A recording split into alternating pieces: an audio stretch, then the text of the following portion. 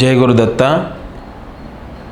జ్యోతిష్యము, జాతక భాగం, కుజదోషం, శని దోషం, ఇలా కాలసర్పదోషం, ఇవి విపరీతంగా జనాలు నమ్మటము, వాటి ద్వారా అనుభవించేటటువంటి ఇబ్బందులు, చికాకులు, వాటికి చేసుకునే పరిహారాలు ఇవి బాగా నడుస్తున్నాయి. ఇప్పుడు ఏ వీడియోలు చూడండి, జాతకాలకు సంబంధించి విపరీతంగా నడుస్తూ ఉన్నాయి.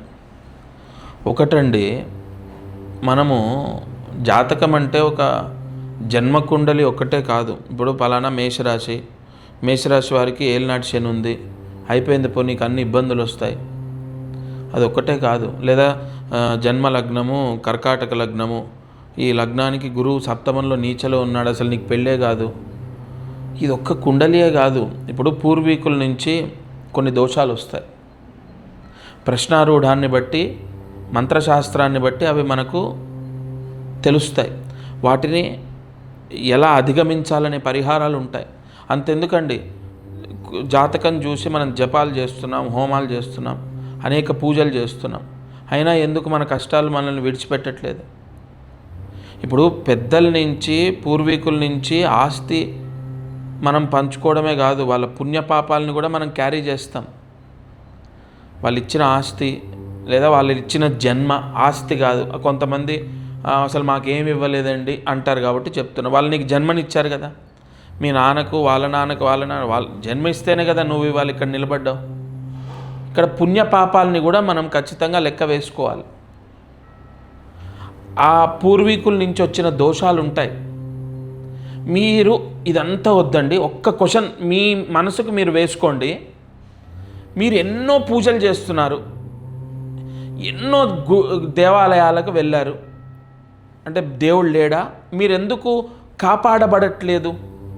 అసలు మీ కష్టం ఎందుకు మీకు విముక్తి అవ్వట్లే? ఒక పాయింట్ నాకు చెప్పండి. మీ మనసుకు మీరు ప్రశ్న వేసుకోండి.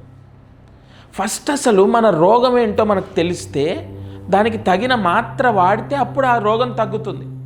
ఇప్పుడు పూర్వీకుల నుంచో ఎక్కడ మీ వంశం నుండో మీకు శాపం తాకితే అసలు మీరు గ్రహాలకు వంశదోషానికి సంబంధమే లేదు కదా. కుజ పెళ్ళి అవ్వట్లేదు అని చెప్పి కుజదోషం అని ఎన్నో పూజలు చేశారు ఒక ఆవిడ.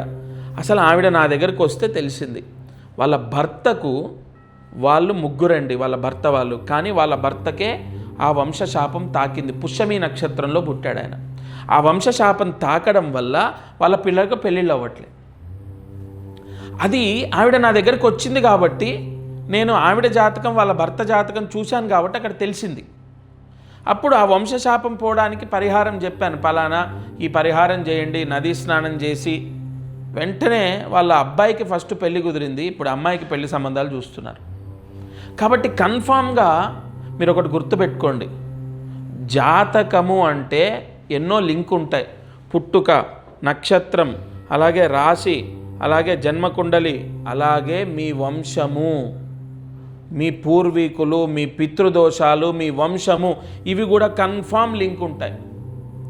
ఎందుకు ఎంత కష్టపడ్డా మీకు ఎదగడం అనేది రావట్లే? మీ భర్త కానీ మీ కుటుంబం కానీ అసలు ఎందుకు ఎప్పుడు వచ్చిన డబ్బు వచ్చినట్టే ఖర్చు అవుతూ ఉంటుంది? ఎందుకు? మీరే ప్రశ్న వేసుకోండి. తప్పకుండా మీ ప్రశ్నకు సమాధానం నా దగ్గర ఉంటుంది. కన్ఫామ్ నేను ఎన్నో పరిహారాలు ఎంతోమందికి అందజేస్తున్నాను. తప్పకుండా మీకు ఉన్న సమస్యకు నేను దత్తాత్రేయ స్వామిని నమ్మి అందరికీ రెమెడీ ఇస్తాను. నేను అదే నమ్మకంతో చెప్తున్నాను, మీకున్న సమస్యకు పరిష్కారం అయితే ఉంటుంది.